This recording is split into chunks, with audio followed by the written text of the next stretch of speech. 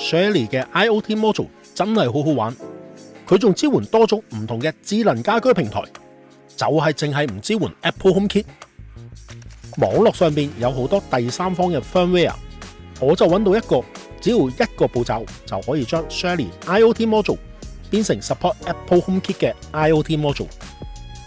既然揾到有好嘢，就梗係要同大家分享一下啦。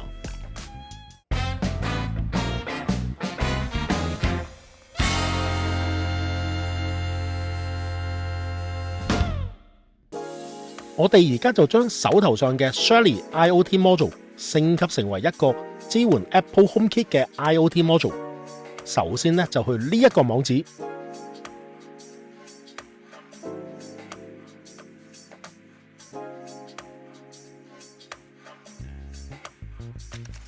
我哋揀 Shelly HomeKit，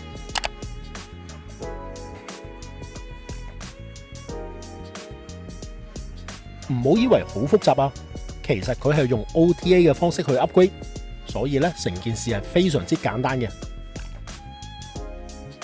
就係用呢一條 link 去 upgrade 噶啦。轉頭再話俾大家知實際係點操作嘅。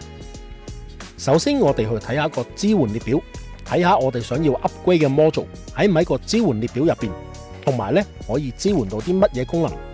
今次想要 upgrade 嗰隻 RGBW module 就喺個列表入邊。咁樣我哋可以去下一步啦。我哋去 Shelly Cloud 入邊揾翻我哋想要 upgrade 嗰隻 module， 再喺 Network 嘅 WiFi 入邊揾翻佢而家嘅 IP address 先。我哋撳個 IP address 就會直接去咗 module 自己嘅 Web UI 界面入邊噶啦。喺 upgrade 之前，為咗保險起見，打開個 AP Mode。萬一斷咗網，我都仲可以經 AP Mode 入翻去啊嘛。開咗 AP Mode， 我哋咧就去 upgrade 啦。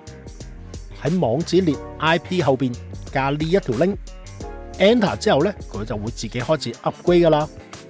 我哋可以喺 Shelly Cloud 嘅頁面睇翻 update 嘅進度。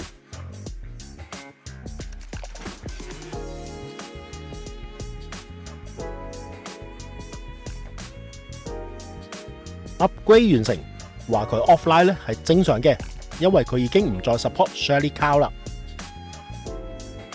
我哋刪除咗頭先加嗰條 link， 用翻 module 嘅 IP 入去個 Web UI 度睇下先。見到呢一個版面，即係咧我哋已經成功 upgrade 咗啦。呢一個 RGBW module 已經成為一個支援 Apple HomeKit 嘅 module 啦，可以控制 RGB、RGBW 燈帶，又可以當做4個獨立開關咁用。等我試下佢先。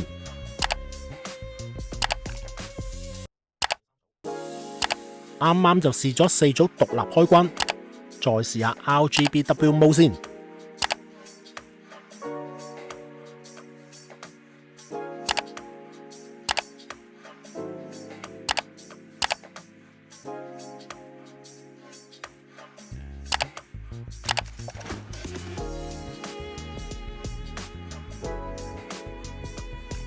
暫時繼續保留住 AP Mode 先，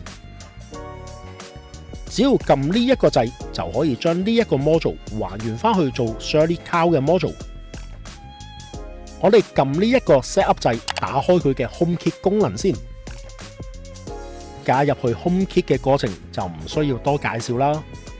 不過呢個始終都係一個未認證嘅配件，一定要撳強制加入，先至可以將佢加入 Apple HomeKit 入邊。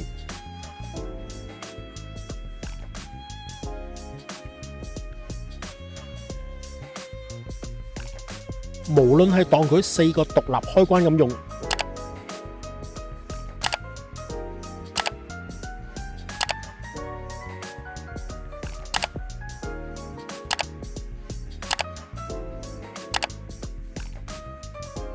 又或者攞佢嚟控制 RGBW 變色燈帶。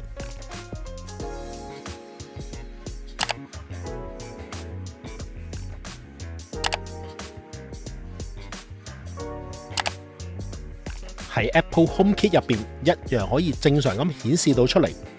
呢一個只需要一個步驟就可以將 Shelly IoT Module 變成 support Apple HomeKit 嘅方法，係咪好簡單呢？